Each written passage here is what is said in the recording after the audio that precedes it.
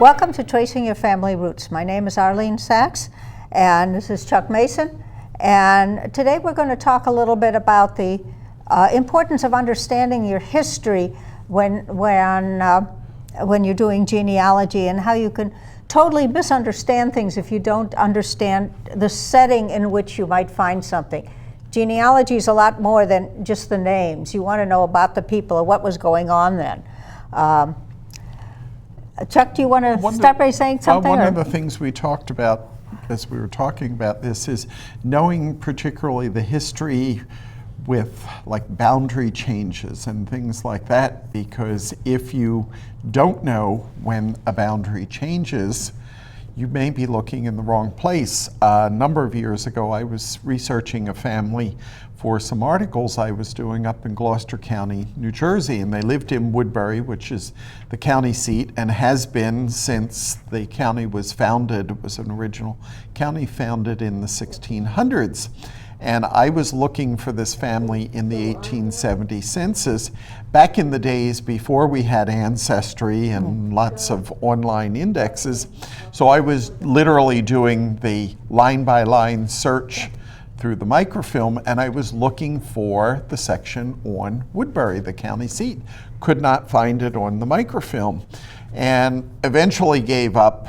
And later, I was working with the county history, putting together a history out of this book of the city and putting together the major events.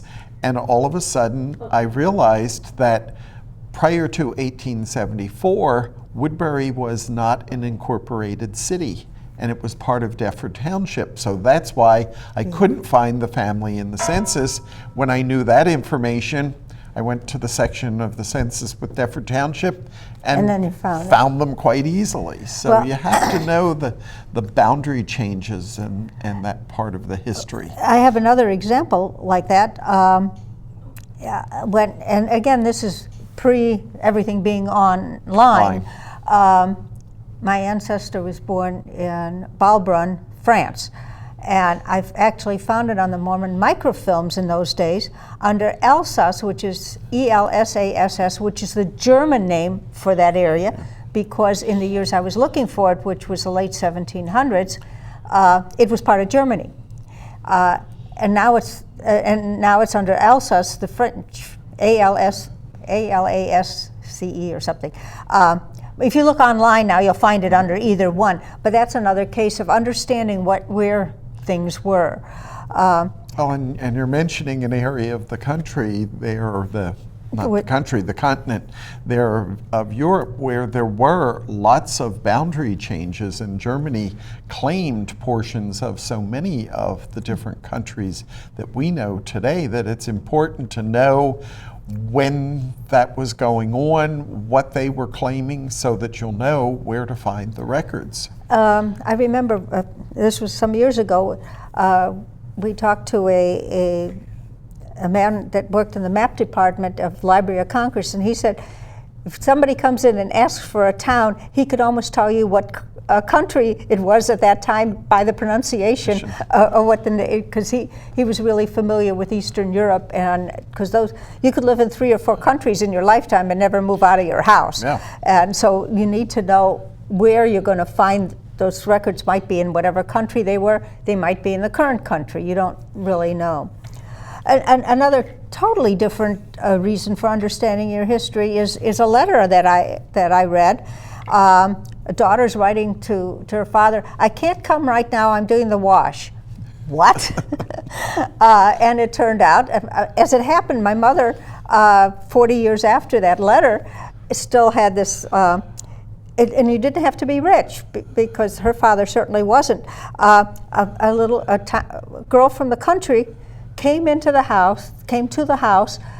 They built a fire out in the backyard in a big kettle, and they boiled the water, and then they washed the clothes. And this would happen once a month. So they had to know, they had to be there when this person was coming, and then the next day she would iron. And she had a lot of other customers, so you couldn't just switch. Today we think, we put the clothes in the washing machine another day, but we don't understand the background of that. Well, and that's, you know, understanding what was going on and all, and the things that I'm sure you find growing up when you grew up that we had. I mean, when I grew up, we had the man that came around that delivered milk. Yes. The man that delivered bread, the man that came around and collected and delivered your dry cleaning. No, we didn't have all of that, but we had also the had milk. a man who sold pretzels and potato chips in great big 5-pound cans that all came to the door. And I was talking to a friend the other day, and we were talking about medical things and all, and I said, yeah, when I grew up, if you were semi-seriously ill, or particularly if they thought you had a contagious disease, you didn't go into the doctors. No, the doctor came to see you, and of course, then he pulled out the bag of pills and poured them in another envelope and gave you the pills so you didn't go off to the drugstore and get the prescription filled. That part I don't remember, but I do remember doctors coming to the house when we were little and you know, taking care of us when we were sick. You certainly didn't go in. The pills I always remember because it seemed to be the cure-all pill was these little black grayish pills that smelled disgusting, and it seemed like everything you had, you got some of those pills. Cod liver oil or something like that. And another one of the things that I found that didn't make sense when I was reading something, and it mentioned the person came in the fish gate.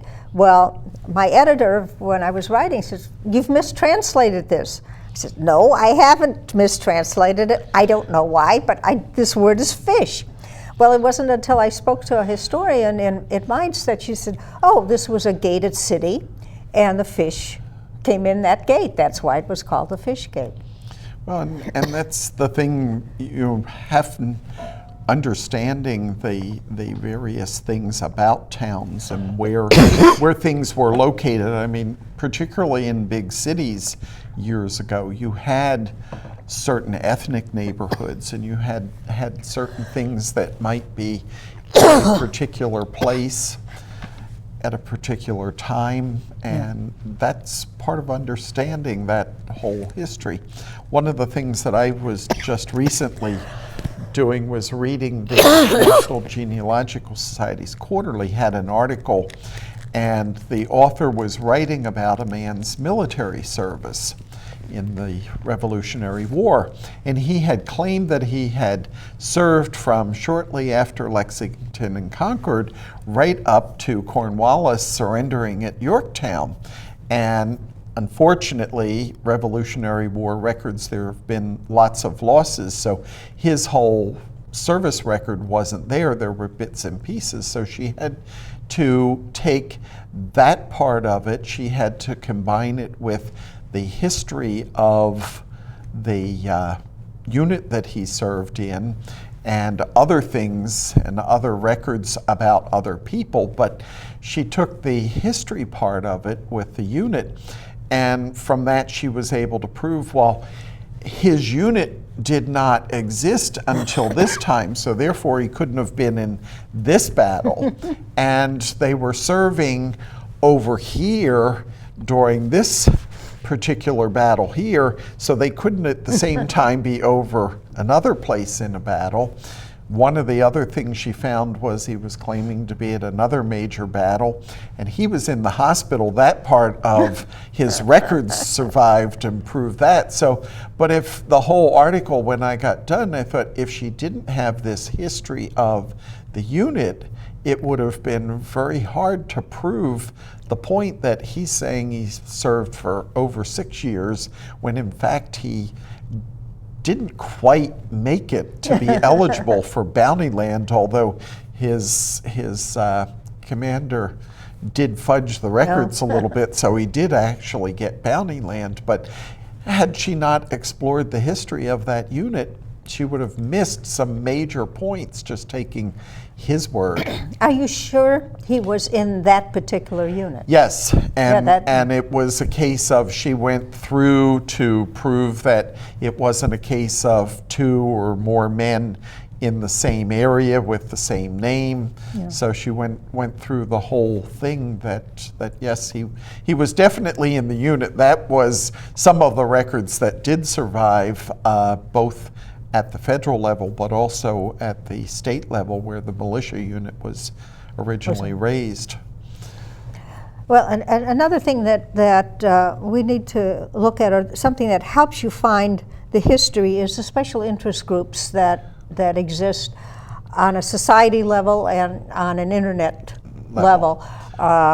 What are some of the things you have? First we probably should talk about special interest groups. Oh, yeah. Locally here in Fairfax County, of course, we've talked about, we have the two societies, and the Fairfax Society started off with special interest groups, and they're usually a group of people that have a common interest in a particular subject, and they get together, they decide what they want to do, what their meetings are going to be like, how often they're going to meet, where they're going to meet, who's going to notify everybody, and then they vary as far as what they do, but most of them have a program on topics. And when we first started out with the Fairfax ones, we had some individual states. I started two of them. I started one on New Jersey and I started one on Pennsylvania. We had a Maryland one, a Virginia one, and we had a New York group, we had a German interest group, we had an Irish interest group, and some of those still exist in one form or another. We kind of expanded the Pennsylvania group. After a while, I knew the eastern part, but the group was mostly western part of Pennsylvania ancestors, and so someone took that over, but then that eventually died out. The New Jersey one went strong until I kind of burned out and decided, you know, it's time for somebody else to take this over. And eventually it evolved into a Mid-Atlantic group, which was Pennsylvania, New Jersey, Maryland, Delaware. Then when our Virginia group disbanded, they took in them, and the New York group disbanded. They took in New York City, so they've got a Mid-Atlantic They've got a huge area that they're covering. And we have a North Carolina, South Carolina, Georgia group that meets and is still going strong. The German group, a New England group, and the Irish group is back. But you know, the group decides what do they want to do, and usually what we've had as far as programs have to do with either researching in facilities or different types of records in different places. We have done trips to various places. We've gone up to Harrisburg a number of times. We've gone to Philadelphia. We've gone up to New Jersey, both to the Historical Society and the State Archives and Library in Trenton. We've gone over to the Maryland State Archives. And so, you know, it really depends on the group itself and what it wants to do. And of course, you've got some good things there that one you of the found things on you the didn't Jewish site. one of the things you didn't mention for the Fairfax group is the DNA group. Right, yeah, we have other topics. My husband is particularly interested in that and sort of active in that. And that's a pretty advanced group. I've been there, and it's very knowledgeable people, probably the most knowledgeable other than the professionals that run Family Tree DNA. I belong to of course, to the Jewish Genealogy Society, and we do have some special interest group meetings within the society, but more so of the Jewish Gin, which is internet, and there you see the Jewish Gin. That's on jewishgin.org, and that says regional special interest groups, and you can see how many special interest groups there are. And each one of these has like a newsletter that, you know, bulletin board is what I try to call it. There's probably some other name for it, where you get the news every day. You can ask any questions, so there's a constant interaction.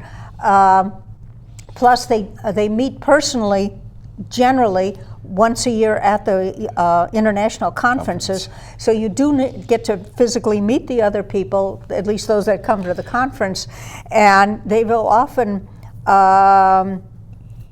get a speaker coming from that country, from that region. I'm sure you couldn't read what it was, but some of them are like Austria, Belarus, Galicia, Hungary, Sephardic group, South Africa,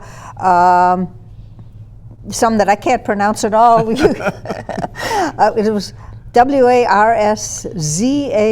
I think, whatever it is. United Kingdom, so there are a lot of different ones. So they will get together on at one of the luncheons, and they'll often have a lunch, and I don't know whether the lunch fee part of that might go to pay for that special speaker. Sure. It depends on how the program is set up. Well, and you mentioned two things going back to societies. The Mount Vernon Society has some groups, but with some of them they're sharing. The same person is leading the group, and both members of both societies attend. But with the Fairfax group, we have had over time a number of other things. So it's not just specifically to an area, and of course the DNA one was one of the biggest ones. We also had for a long time a computer interest group, and then that kind of died out. But you also mentioned the Jewish conference. One of the things I got to go to and be a speaker at the Philadelphia one that I found interesting there was they had groups that met just for the conference whose ancestors lived in specific sections of the town, and I attended, I think it was 2 or 3 of those, because although I wasn't Jewish, my family lived in the specific area that the group was meeting and talking about. And the first one I went and I said, well, I don't know for sure whether this is the section, but my aunt and uncle lived on such and such a street. And oh yes, that's a part of it. And of course, they talked about things in there, kind of a little bit of the history, a little bit of the good places that you used to be able to eat that aren't there, and all. A number of the places, were places that my aunt and uncle used to go shopping at and things like that, and I understand that they have those at the conferences. So that's a plug. Even if you're not Jewish and your family's not Jewish, if the conference is in your area, it's a great thing to go to. And of course they put together a resource book for all of these, the resources of the facilities in the area and all, that are really great works and really great help to anybody who's researching in a particular area. Yeah, the International Association of Jewish Genealogical Societies, for years, whichever group was putting it on, ended up with a book this big. Now, the last one that I went to was no longer a book; it was all on DVD. Yes. Because that cuts down on your costs, of course. Yes. But you'll notice the kinds of things that you mentioned are a little bit different from the 6 that I mentioned, because the Jewish population more or less came from Europe. Right. So weren't here more than a couple of hundred years, with very few exceptions. So we're over in Europe right away, and we're doing much more of the townspeople came from, the areas which your ancestors came from. And of course, with history, it's not a separate Jewish, non-Jewish history. The history of the area is the history of the area for all the people. So, boundary changes and things like that affect everybody. And that's just, as we started out saying, that's so important to understand the history of things and what is going on and why things happen. Why did people decide to leave an area or go to an area as they migrated around, not just the United States, but from Europe over to the United States. I'm always amazed at how much the Jews traveled around. They got from here to here. And remember, these people are all walking, or they're pushing carts by hand. They weren't in a horse and carriage generally to move. Well, and it's interesting, that not just that, you have to know about other things, transportation and things. I had a friend who's had family out in West Virginia, and she's thinking in terms of the town. And this is probably 15 years ago. She brought this problem and she said, you know, my grandfather was here and my grandmother was here, and the road around there is about 35 miles, you know, and I don't know how did they meet up. And I said to her, you know, back in the whatever it was, 20s, 30s, I said, that road didn't exist. I said, you've got to look at other things. There had to be something common. And so we started going through things, and I said, okay, where did they get married? Well, they got married in this particular church. So, okay, let's get a map out. And of course, we got one of the topographic maps from the U.S. Geological Survey out. Well, okay, here's the town at approximately the time he's in and she's in, and here's the church down in the valley. Oh, so they both came down. So they got married there. Let's look at were they both members there, attending there, and sure enough, both the families had gone down the valley, and I forget, it was a relatively short distance, but she's thinking about the whole 35-mile trip that he would make on this modern road, and that was the answer. That was understanding the time and the history and what existed and looking at that. And there they were. That's how they met. Both families went to church there. Again, you need to understand what was going on, what was available to the people. Words change. You might read your ancestor did so-and-so, and it had a completely different meaning. It might be a derogatory term now, but not necessarily then. I can't think of any specific example of that. Well, and of course, you know, my mother's mother, her father was from Germany, and her mother's family was in the United States. They were basically Pennsylvania Dutch. So, you know, her whole background was German, and she had these sayings that she would say when I was a kid growing up, and now that I've gotten into genealogy, I'm learning, well, this was a term that was used by the Germans, and this is what they really were talking about. Well, it also, when you mention like the Pennsylvania Dutch or groups, in Germany, you had to get permission to get married, like from the government. I mean, we get a license, but like only the oldest son was allowed to get married, and at least among Jews. And I'm not sure about the other groups. I've asked, and I get various answers. In some areas, what they were looking for was before you could get permission to marry, could you support a wife and children that are probably going to come along, because the town did not want you on the welfare rolls for them to have to support you. I have the certificate signed by the entire congregation except for one person, which I find out my great-great-grandfather. He had to get that signed by everybody, and it says in there, we will even give him a raise if necessary. We found that was so funny. But we didn't realize at the time what that certificate was for, and in reading his diaries or his journals, I found out he needed that in order to get his permission from get his citizenship. He had to be a citizen to get married. He had to get that from the state and then from the local government, like the Hessian government or whatever it was, in order to get married, so that younger sons, there was nothing for them to do. That's why you have this mass immigration of Germans in the early 1800s. Well, and another one, that great-grandfather came over in 1880 because he was of the age where they were drafting them into the military. And a number of years ago, I did this for a client. This person was researching a family that came from Germany, and she could document them here, but she couldn't find them coming into the country. And she had all the names and the ages, and I finally found the family coming in. The ages matched up with one exception.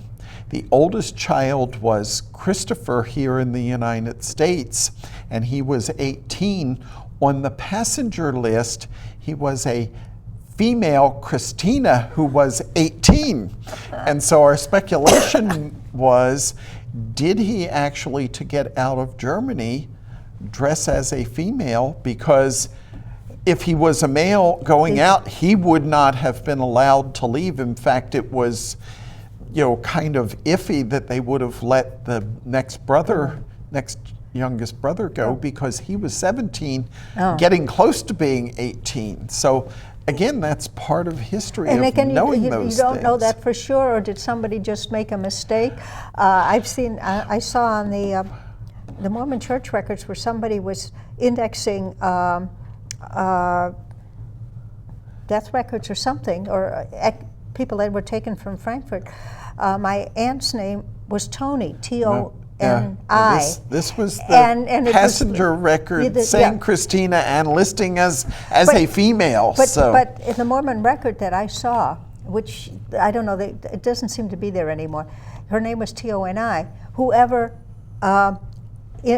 indexed it, put down T-O-N-Y and changed it to a male. Yeah, well, So this was actually the passenger list. So we know that it wasn't misinterpreted by somebody later. Probably but not. And usually they were doing those with the people right there. But people didn't come here because they were doing well there. So they were escaping from being drafted. They were trying to get more money. They were trying to better their lives of their children.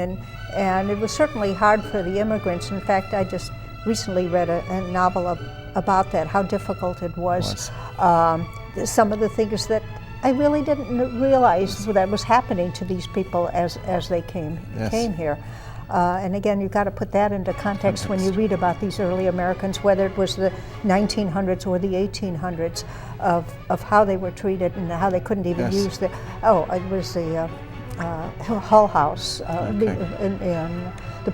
immigrants into Chicago. That was, again, you need to understand the history. So I hope this will make people realize a little bit of what they need to understand besides just the names that they can find.